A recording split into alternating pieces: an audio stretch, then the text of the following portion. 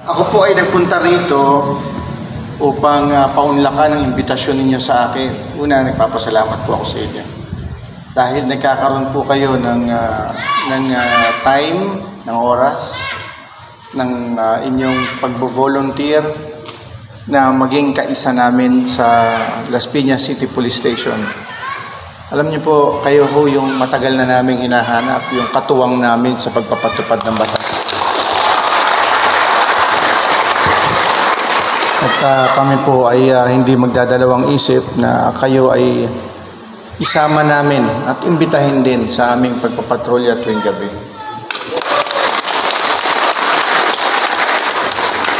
Sa ngayon po kasi masyado po kaming busy at kailangan namin ng katuwang dahil personal po, hanggang sa akin, personal po akong nagpapatrolya bawat barangay. Binibigyan ko po ng importansyang ang pagpapatrolya dahil dito po namin talagang mas pinagtibay yung aming pag-iimplementa ng mga ordinansa ng syudad.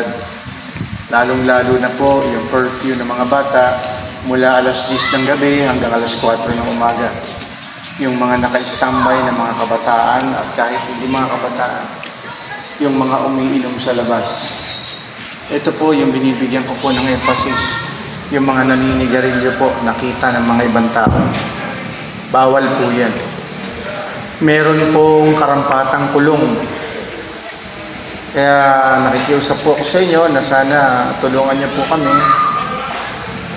At kayo lamang po ang aming inaasahan.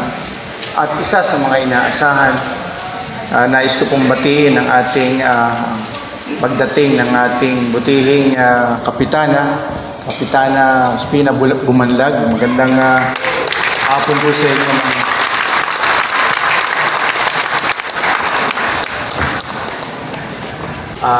Ito po yung taus-puso namin pinagpapasalamat. Si Kapitana po ang mismong buhay na patotoo na kami po ay talagang nagtatrabaho at nagsiservisyo para sa mamamayan ng Las Piñas City. Kaya pinagpapasalamat ko po sa Diyos na tayo po ay nagtipon-tipon ngayon dito. Naimbitahan po ako. Nandito po si Kapitana para sa inyong panunumpaw o taking ngayong hapon. Alam nyo, sa dinami-dami po nang nag-imbita sa akin, kayo lamang po ang aking pinanglakan.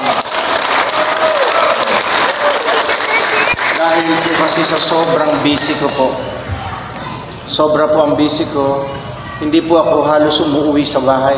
Diyan po ako natutulog sa police station. Wala po akong off day. Palagi po yan, kung mag-off ako, 2-3 oras lang. Pupunta lang ako sa South Mall, maglalakad-lakad, o puntahan ko yung anak ko.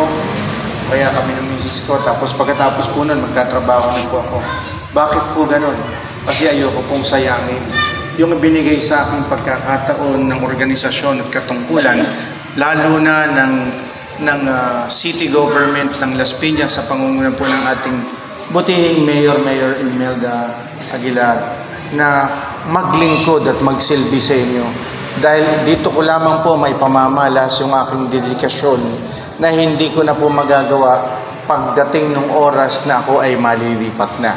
At yun ay hindi naman po mahabang panahon, maiksing panahon na lamang po yun dahil ako po ay magdadalawang taon na rito at 2 taon lamang po ang tour of duty ng bawat chief of police sa bawat syudad dito sa NCR. Kung kaya simula po nung ako ay natalaga bilang chief of police hanggang sa mga sumandaling ito at sa darating na mga bukas, lalo ko pong pinag-iigin.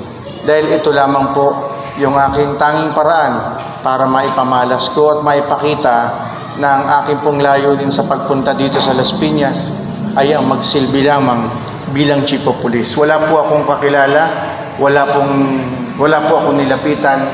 Ako po ay inilagay dito ng organisasyon nang wala po akong pinakiusapan. Marami pa po nga ang gustong kumuha ng pwesto, marami pa po ang gustong magpaalis sa akin.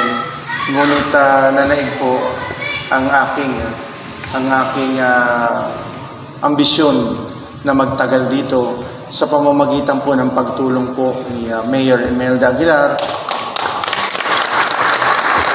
at ng mga iba pong natuwa o nagkagusto sa aking mismong serbisyo. Ako po ay madali pong makita at makausap kahit po sa Facebook ko. I-follow nyo lamang po ako. Alam nyo naman po yung Facebook ko.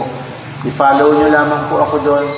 Lahat po ng mga kaganapan dito sa Las Piñas, i-update ko po kayo at ipakikita ko po sa inyo kung ano po ang nangyayari. Meron po kaming weekly awarding ng Most Peaceful Barangay. At ito pong inyong barangay ay isa sa naging recipient ng award na yun. Ano po ba yung Most Peaceful Barangay? Ito po yung isang buong linggo na walang nangyari kahit anong krimen.